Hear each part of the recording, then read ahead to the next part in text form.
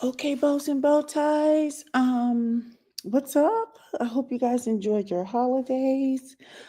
I enjoyed mine, but I just want to talk about something. I wanted to talk about, you know, are we chasing the culture? Are we chasing the clout?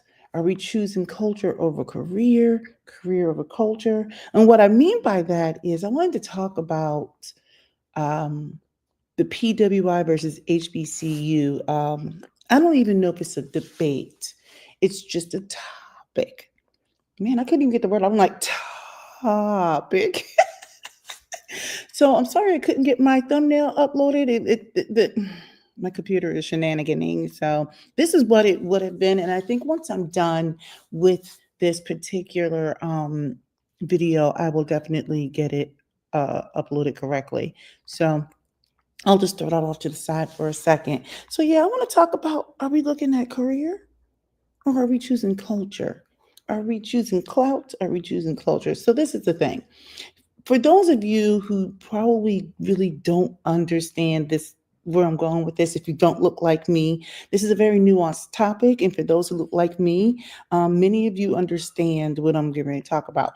So if you look like me, um, we many of us, I don't want even want to say struggle. I just want to say we have this added um choice, added decision to make when it comes to choosing a college. And so, for many students who look like me, oftentimes we are faced with. I actually wrote down a couple of notes. This is not well organized, but don't judge me. Don't judge me. So we're faced with this idea of like, hey, do I want to go to an HBCU? And there's so much pride. There's all this culture there. You could have a good time, or do I go to a PWI now? For those of you who don't know, who don't look like me, and you're like, what is she saying? An HBCU is a historically Black college and university. PWI is predominantly white institute.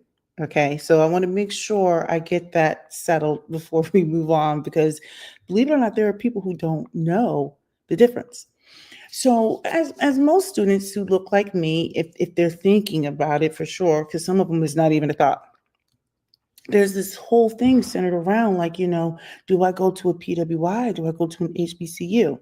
Now, let me just say this. There are questions regarding finances and access to opportunities, and there's perceptions and all other stuff like that. So let me just, I just want to read a little bit here for a second, and then we'll move on to the conversation. So we're just going to start talking about a couple of the facts here. So um, the Pew, I believe that this came from the Pew Research. I got to double check, but basically in 1976, 85% of Black students who were enrolled in college were enrolled in HBCUs. And then by the time we got to 2022, that number had declined to about 76%. Sorry, I have notes all over the place. So by the time we got to 2020, I know I'm skipping around a second. You had 1976, we had 85% of our collegiate our students, 85% of them were enrolled in HBCUs. By 2022, 76. It had decreased to about 76%. Now, what I'm reading here is it says about by 2020, half of the Black students in 2020 were actually enrolled at PWIs, with only 7% choosing HBCUs. Now, there's all kinds of little twists and stuff like that happening right now, because um, I think the numbers are going to be in this fluid uh, trending motion right now.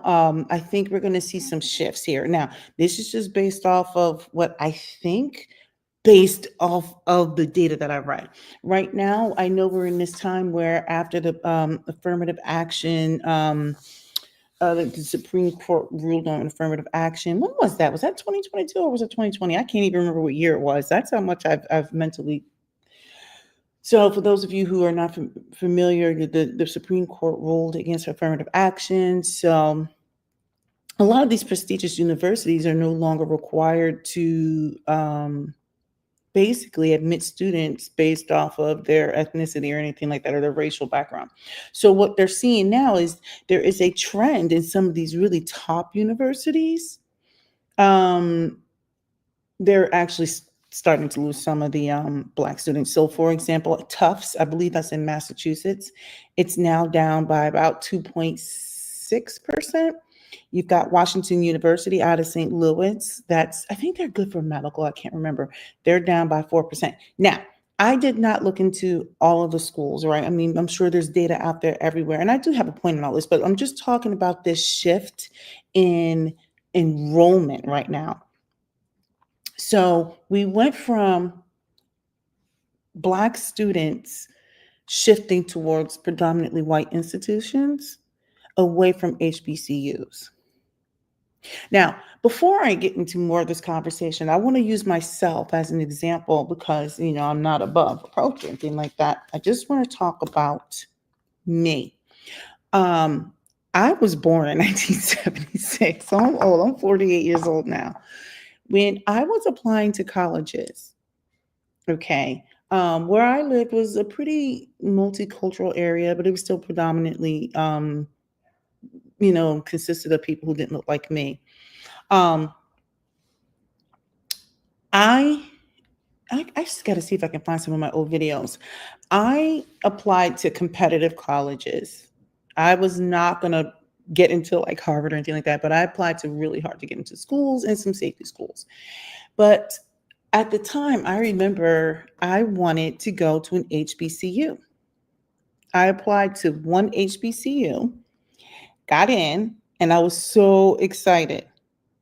I had never even visited the school because I was too poor, believe it or not. Now, let me check this out. When I went and visited schools and attended summer programs and stuff like that, they were all at PWIs.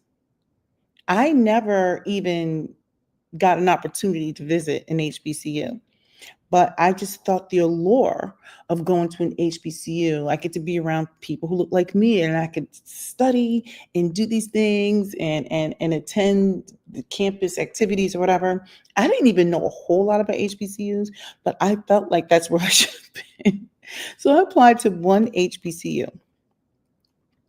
And I had never even, let me just put it to you like this. I wound up rescinding my acceptance. The entire time, from the time that I accepted to the time that I was supposed to hopefully matriculate into the university, it was a nightmare. The admissions was a disaster. Everything about it. They kept asking for more money, money that was already spent. Like, I had a lot of scholarships, okay? I was a scholarship kid. So the admissions kept asking for fees and stuff that were already paid for. It was just a disaster. Everything about it made me feel so uncomfortable. Fortunately, or unfortunately, depending on how you want to view how I present this information, I ended up canceling going there. And luckily, I was still able to attend the PWI I applied to. Now, check this out. I knew the school that I applied to was a prestigious institution. Um, I didn't realize how, how prestigious it was. I went for engineering, and I remember when I got accepted into that school because I was telling people that I had changed, blah, blah, blah, and they were like, you got accepted into this school and you chose to go to that school. And then fortunately, I mean, that's the perception. Like, whoa, like, why would you get into this? You got into this school and you were going to go to an HBCU. That's how people talked about it. And I was so ignorant about everything. And by the way, this school that I applied to, I had not actually visited that school. I visited other schools. I was out there. But anyway, I got into the school that I graduated from, not knowing this was, I knew from an admission standpoint because it was a competitive, it's hard to get into, but I had no idea. Like, I knew, but I didn't know. So I'm just kind of like laying the groundwork for my experience of getting into this particular institution. Now, at this point, I no longer held these great feelings about HBCUs based off of one HBCU, and it had nothing to do with the academics. It was just the process. When I applied to the PWIs and got into them, I felt like I was being handled with kid gloves. The process of just making sure that I was ready to arrive on campus and all of this stuff, it was like, for me, it was seamless. Now, for those of you who are going to listen to this video, I want to make sure I make myself very clear. I am not knocking the HBCUs because I actually wanted to attend one. I did not apply to Howard, because I didn't want to be in the city. I just did not want that particular college experience. I did not want to be in the city proper. Now, when it comes to my experience at a PWI, there are pros and cons, okay? Because there weren't a lot of people who looked like me. So, and the people I was around, when you're dealing with these expensive, hard to get into schools, you're dealing with a lot of students who come from an environment that is, when I say some of them are wealthy and they come from these elite kind of backgrounds, it's just a whole other level. It's a whole other level that I was exposed to. But anyway, I just wanted to let me pause right there and just focus on the enrollment trends and why, like, what was happening for the last 30, 40, 50 years, whatever it is. Okay, when you started off with students, they started off going to HBCUs, and then there was this shift towards PWI. Now, I'm going to talk about why I think that's so. I think part of what you were seeing in the last, I'm going to say 40 plus years or whatever, however many years, is there is a perception centered around HBCUs, and we need to talk about it, right, wrong, or indifferent.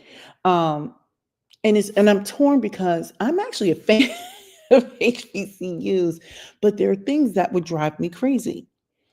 Um, I can see how, if you are a first generation um, collegiate, why you would want to secure something that is consistent and reliable, right? What do I mean by that? This is okay. This is what I think. I think when you have many students choosing PWIs, I'll tell you what's happening. For one, I think the PWIs, they have larger endowments in general, right? So they can offer more assistance to someone who needs assistance. And we know, generally speaking, that many of these HBCUs, they are struggling for financial support. They're struggling for financial support. So they're struggling to just keep the universities going. They're struggling because they can't hold on to, they can't attract your five-star athletes to go there because they don't have the now, what I would say, back then we didn't have nil, but now nil money, the NIL money, name, image, and likeness money. They didn't have, they don't typically have the top-notch training facilities. They don't typically, from my understanding, offer scholarships as large as some of the PWIs. So I think the attractiveness of, like, look, I've got all I can handle to try to just even get to this college and make it through, right? But now you want me to deal with the admissions office and the bursar, the financial aid office, right? I don't want to have to deal with that, right? And I know people hear all the rumors and stuff like that, and there's a reason why there's a stereotype, there's a perception there. So I think people are thinking about those things. I also think that oftentimes people are concerned about career connections. networking opportunities. Now, that's not to say that people don't network within the HBCU environment, right? I mean, there are a lot of people who are networking there, but I think depending on what it is that you're trying to do, if you're trying to, and if I'm wrong, I'm wrong, and please, I would love to hear everyone like comment and provide feedback, right? I think, like, for example, if you're trying to do something that's in the finance industry, I think people are definitely probably pushing more for. Oh, my computer's notifying me of everything. They're pushing more for probably the PWI, so they can have access to your Goldman Sachs internship or something like that, or so, or maybe they want to work in the city. Hey, I'm live, so don't make sure you don't come here. Let me turn this. My son is cooking something, and try not to make as much noise. So I think people are going to want to have access to those internships in the city, right? So I would say typically that doesn't mean that this is written in stone. This is not chiseled in concrete. You're going to want to have access to those elite institutions that have that kind of relationship with the city, right? That's not to say that you can't get that from an HBCU. I think when you're looking for certain types of networking, like, it is probably harder. And let me just say for the record, much of what I'm talking about has nothing to do with the academics, because the academics are fine at the HBCUs. But what I will say is, when I was at the PWI I attended, the amount of money that was poured into research and the access I had was ridiculous. As a freshman, I was granted the opportunity. Now, check this out. When I look back, I didn't even know what the heck I was doing. I started off as a physics major at the PWI I attended. And at the end of my freshman year, because my first semester was not that great, my second semester was really good. At the end of my first year, my advisor wanted me to come with him to China with his PhD students. Now, I'm undergrad. I'm a whole freshman. Well, I had just finished my freshman year. I was also in ROTC. So at the end of my freshman year, I am on a plane to China for part of the summer to study intense terahertz lasers. I want to let that one sink in. Now, I didn't really study much. I wound up coming home early. I had a family situation, but I had an opportunity to tour China with PhD students. I realized there, now check this out. I didn't realize how shady I was. I was like a little bit of a dodo bird. I realized that I did not want to study the science. I wanted to apply the sciences, right? So at the end of my freshman year, I come back from China. My advisor says, "Hey, would you like to work with me over the summer and the rest of the summer?" And he says, "You can help study with me in my lab." Now I'm going to butcher this. He said only 1% of 1% of 1% of 1% of 1% of the people in the world have access to this kind of equipment, or I forgot what it was. I was like, no, I don't think I want to be a physics major anymore. And he was like, really? I was like, I don't think this is for me. And I had opportunities, just tossed it, didn't know what I was doing. And I swapped into engineering.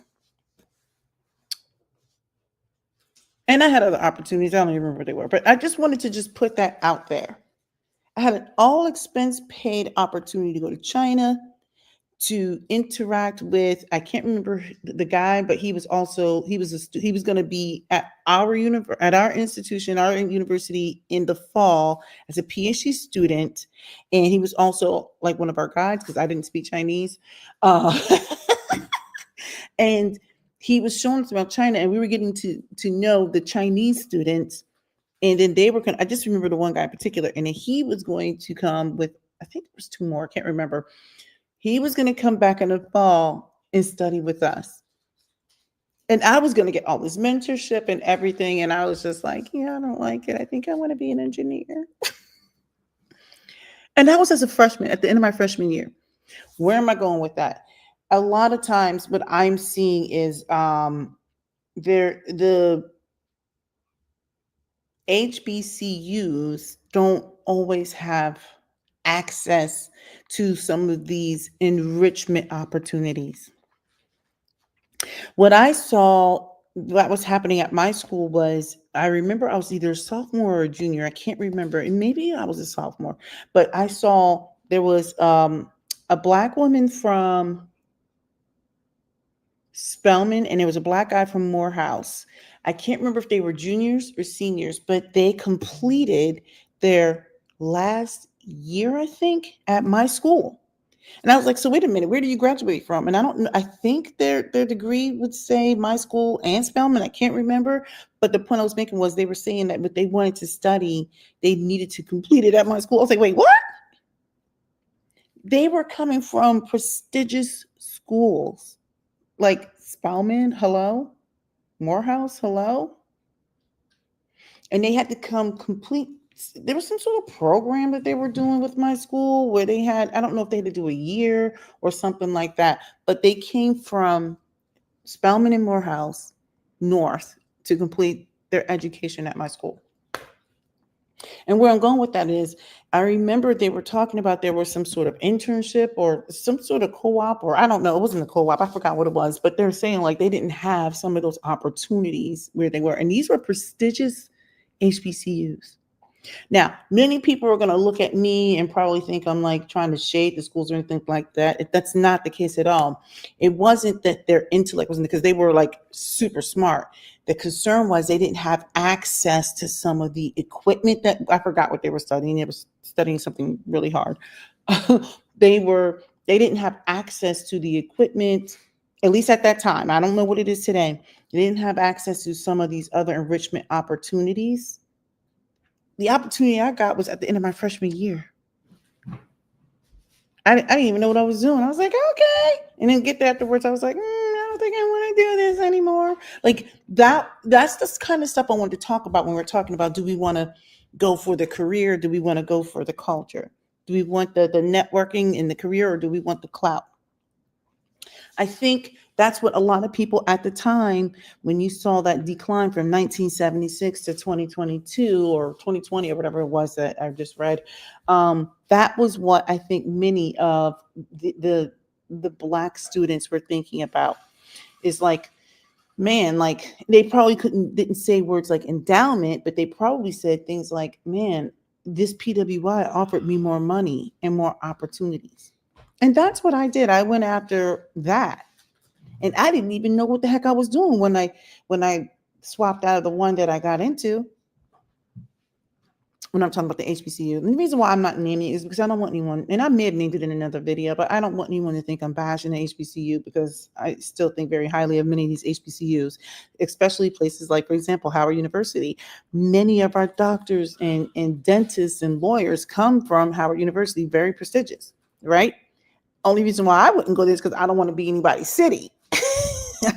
I'm not, nope. Has nothing to do with it being HBCU.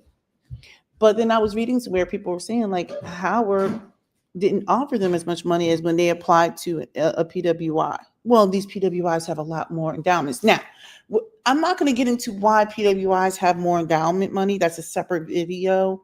That's not this video. What I am saying is I'm seeing this a lot. There's this extra decision to be made on whether or not people should attend a PWI versus an HBCU. Let me see. Go ahead. I don't think you're on camera, but you have to go all the way over there. Yep. All right. Okay. I just don't want my son to. Yeah, go ahead. They can't see you. He's just off camera. So what I wanted to get into was we're going to talk about perception for a second. One of the decisions that you're seeing play out now in the media, well, maybe not in the media, but this is what I'm noticing now. You got this whole like Supreme Court decision to, get rid of the whole affirmative action thing. There's a decline in Black enrollment at some of these prestigious institutions. And let me just say for the record, for those of you who don't know what I'm talking about, when we talk about some of these prestigious institutions that are not necessarily the Ivies, I did not go and check every single one of these, but there are some big name prestigious institutions that are technically not Ivy Leagues because they weren't one of the original 9 Ivy Leagues, right? So when I say Ivy Leagues, I'm talking about your Harvard, your Princeton, your Cornell, Brown, Dartmouth, University of Pennsylvania, Columbia. I'm having a brain dump here, right? I don't remember. There's 9 of them. I'm not talking about those. I'm talking about the other really prestigious institutions like Tufts, Washington University, Vanderbilt, University of Chicago, Northwestern, Duke. Like these are all schools that are really hard to get into. Stanford, right? I'm having a brain dump here, right? Trying to get into your Vanderbilts, your Northwesterns, your Dukes, your Swarthmores, your Lafayette's, your having a brain dump. They're really hard to get into these institutions, right? So we've already seen a decline in Washington University out of St. Louis, Missouri. We've already seen a decline at Tufts University. I think they're out of Massachusetts. I cannot remember. We're already seeing a decline in Black. I don't know if it's Black enrollment. I think it might be enrollment. Well, and it could. I don't know if it's because they're not accepting positions or if they're not being offered enrollment or admission into the university. So now, with the rise in pop culture promoting HBCUs, for example, was it 4 or 5 years ago when Beyonce, I don't know how many years ago, did her Coachella thing when she did Homecoming, highlighting that HBCU culture and the band culture, the Southern culture. Then you had Primetime Sanders, um, Deion Sanders. He was the coach at Jackson State before he moved over to Colorado. And even currently, right now, we have Michael Vick set to take over Norfolk State. So now all of a sudden, there's this rise in promoting the black colleges, the HBCUs. So you've got these young kids out here having to make a decision: do I want this culture, or do I want this clout? Do I want the culture of the HBCU? Because I still want to get a good education. I want to have a good time, but I know that maybe I may struggle with some of the financial insecurity. Or do I want the career, right? Don't want the networking. Don't want the clout of the name. Oftentimes, people who don't look like me are unaware of HBCUs, right? They don't know that these schools, there's tons of really good schools in HBCUs. There are schools who are struggling to remain open. You've got there's some corruption in terms of how the money is handled, of course. But or I shouldn't say corruption, I would say mismanagement. Who knows if it's corruption or who knows if it's incompetence? There's a lack of consistent endowment money coming in or contributions. So you got these students who are now seeing that the HBCU is a viable option, and they're torn because they know that if you're like, with the exception of the freak athlete like Travis Hunter, who started off at Jackson State, then went to Colorado, and now is a Heisman winner and will most likely be a high draft pick in the NFL. Outside of a freak athlete like that, many of these athletes are like, I need to be paid. Do I go to an HBCU? I think I like the HBCU, but I know if I go to big name university, if I go to Notre Dame or Michigan or USC or Oregon or I don't know, whatever, I can get paid. Look, this isn't, I wouldn't even say that Bill Belichick represents pop culture, but like he's gonna go coach at UNC. So now there's this shift. So you got kids who are having to make a decision like, hey, if I am a football player and I can get coached under Bill Belichick and have access to the NFL, whatever, talent training opportunities, I'm sure there's a struggle there. Do I go for this clout? Do I go for the big name? Do I go for the money? Do I go for the HBCU who's struggling to give me money and shenanigans with financial aid? And I remember talking with some students who attended a PWI versus HBCU students, and one of the things that they were talking about was like, yeah, we were always having to deal with the financial aid office, and they never had enough books. And here I am, I never even thought about the book situation. I just went to the bookstore, got the book I needed, and moved on. Granted, I was in scholarship, but there was never an issue with there even being enough books in stock. I was like, wait, what? What do you mean you couldn't get the book? They're like, the book doesn't exist. So we're all taking turns sharing a book until they got the books. And I'm like, what? What is this shenanigans you talk about? So I'm just talking about those kinds of experiences. I don't know. I know a lot of times people are going to look at me when I say these things. They're like, oh, you're anti HBCU, HBCU. Yeah, I'm actually not. But I think because there is such insecurity in a financial aspect, that would be a concern for me. And I can see how if you're a first generation, of course, collegiate, college attendee, you probably want to make sure that that is taken care of, right? But I can see why there is this, there was a concern there. But definitely when I think Beyonce highlighted HBCU band culture, that was really kind of like a feather in the cap. Look, the PWI I attended, obviously did not have that culture. And then there was a sorority I was interested in, but they were suspended, so I could not look into that sorority. If you know, you know. So that was not an option for me. Okay. Which made it difficult, you know, in the future because trying to be a graduate person of a sorority becomes really difficult. So anyway, I just want to just like talk about or mention those things. And let me just say this. You have people who are not familiar with HBCUs. And I'm not saying I'm familiar with them. Obviously, I've visited other campuses and that type of thing before. But I think the concern would be sometimes it's perception. There are people who don't know better, so there's a perception of an HBCU being really bad. My perception of the HBCUs is just mostly the financial insecurity. So I can't deal with that. Like that's what's going on with the hair. You can tell I need to do something to it. Don't judge me. It's the financial insecurity, right? You've got financial insecurity that is not going to sit well for me.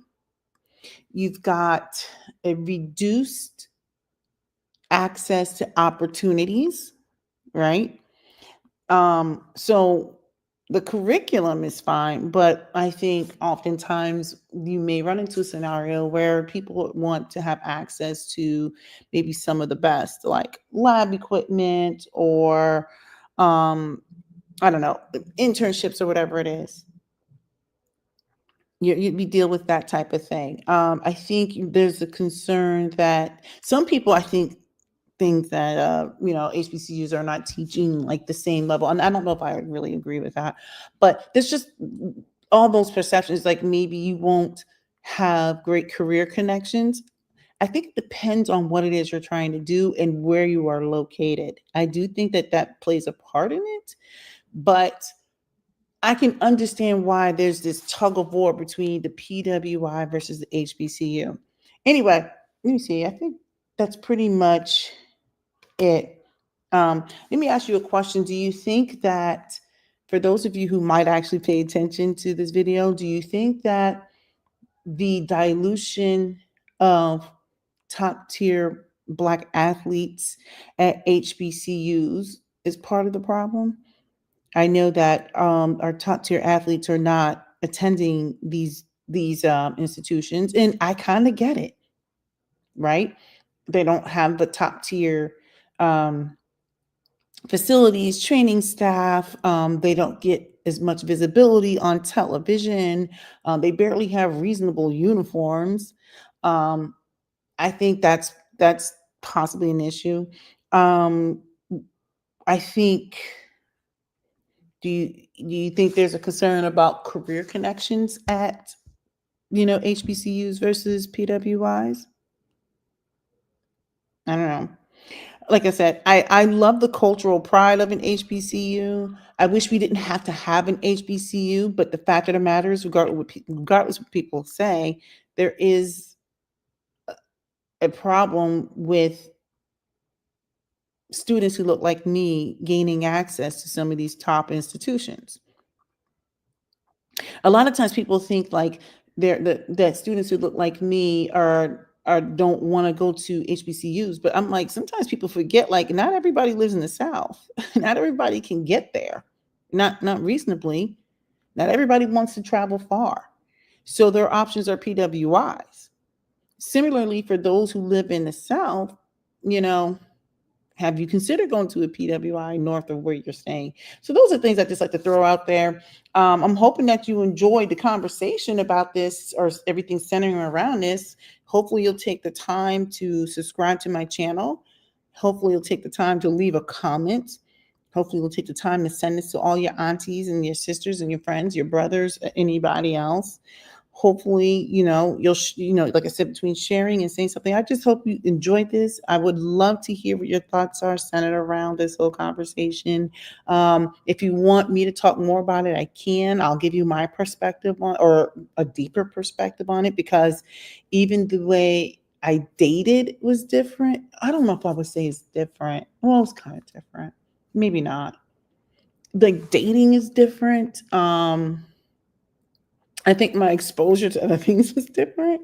So, and I think maybe that's another video I'll have. I mean, because I think the way that I went about things may or may not resonate with some people, but I'm a product of my collection of experiences.